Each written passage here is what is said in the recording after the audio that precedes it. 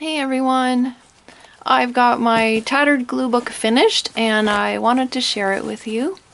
This is actually take 2 of this particular video because last week when I tried with my old camcorder, everything just had a meltdown and it didn't work out. So here I am with a new camcorder and I'm going to show you this book. It is finished. So what happened also is that I had saved one final page in the book to create with you on camera. But the recording happened on the other camera and so that was lost. So I'll just show you each page in this one and then I'll show you a sample of how I actually went about making these pages. It's so super easy, these little books, that they are fun and you're probably going to want to try it out if you haven't already. Okay, so like I mentioned in the first video, the intro to this book, this is a vintage literature hardcover, and I didn't do anything to the cover at all. It was just perfect the way it is. And I gutted it completely, and then I added 3 very small signatures. So there's a total of only 24 pages in here. But it turned out really, really fat, because when you create glue books you can add all kinds of things in your pages, and so with all the lace and buttons and different things I added, it made it super, super chunky.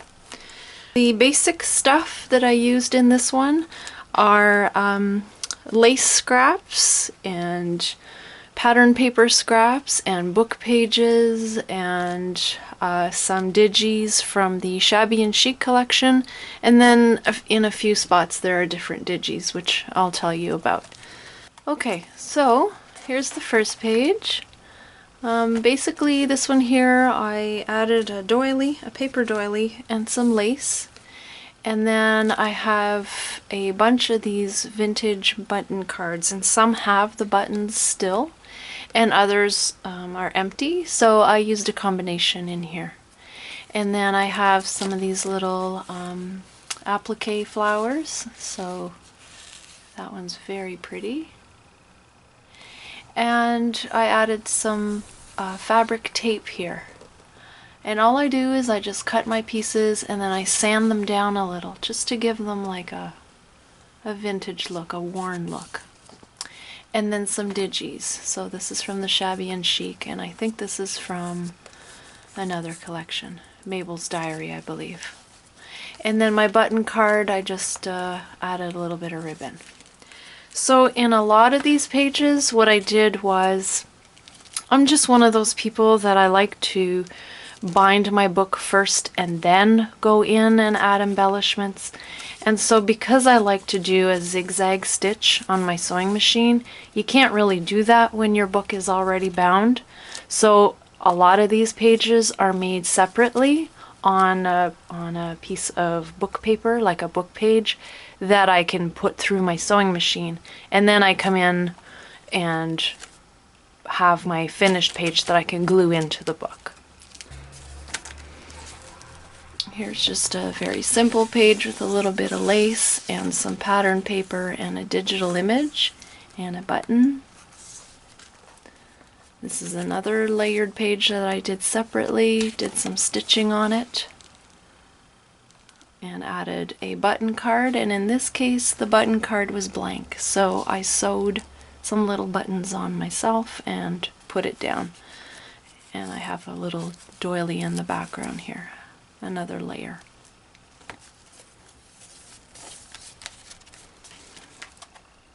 On this page, this background page is actually just a plain page, but it looks layered because of the digital collage on it. So I went in my machine, on my sewing machine, and did a zigzag stitch around some of the digital elements. So it actually looks like they were layered on, but they weren't. And then she's layered on. She's from the Shabby and Chic, and this is just an old button card with a little bit of lace. And some seam binding there. This page is very simple, just a book page and an image of a castle and some lace. A little bit of ribbon flower here and a crochet flower. And some ribbon. So a lot of similar things going on each page. I wanted it to be a consistent glue book of, you know, a similar theme of sewing notions and supplies and stuff. So again, some lace here and an image layered on top of pattern paper. This one here, this image is from the new Gentlemen and Scholars collection. I just added some embellishment. This is the fabric tape with pom-pom trim and a button card that I stapled on.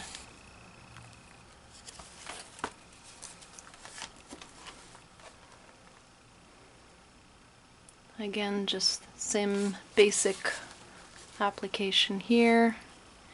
On this one, this was a packaging, an actual packaging of seam binding, but the seam binding was a brown color that I didn't care for, so I took it apart and I just added my own cream colored seam binding and then repackaged it.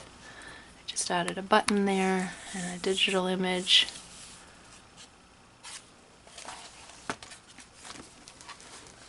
Again, some layering here, a little bit of grosgrain ribbon. This was just digital ephemera, and I added buttons on it to make it look like a little button card, and some applique here. So this is a really great way to use scraps that you have and to highlight some of your favorite things, and you can always come back and look at them over and over again. So for me, this was mostly about the button cards. So here's some more layering. And this is another piece of ribbon, very wide, I love it. And an image from Peculiar Ancestry, little baby in a nest. And some satin ribbon here.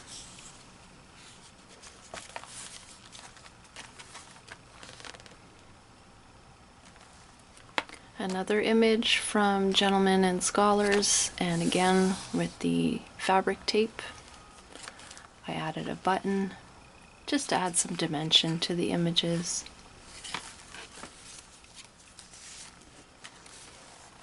On this one I used one of the ephemera cards as a pocket, and this one already had these buttons. This one was blank, so I added my own, and again the tape. Another layered image with a piece of doily at the top and bottom and a button.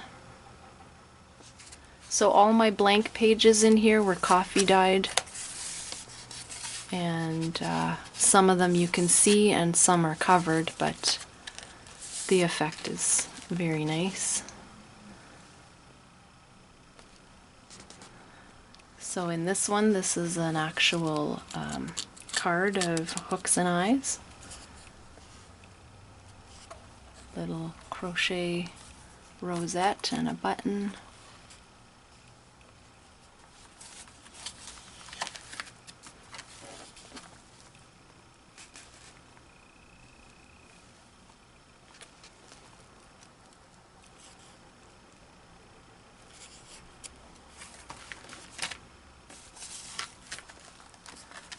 Here's just a very simple one. I just added some pattern paper in the background because I really wanted the focal point on this page to be this lovely lady. And here is another image of a house and this little vintage French language card that says La Maison.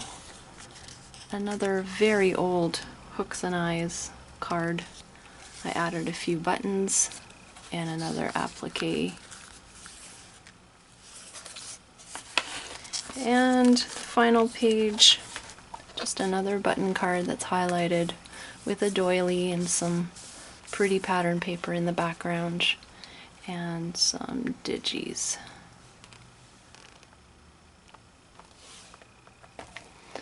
And I also did the twill tape on the back as well. That just finishes your inside covers.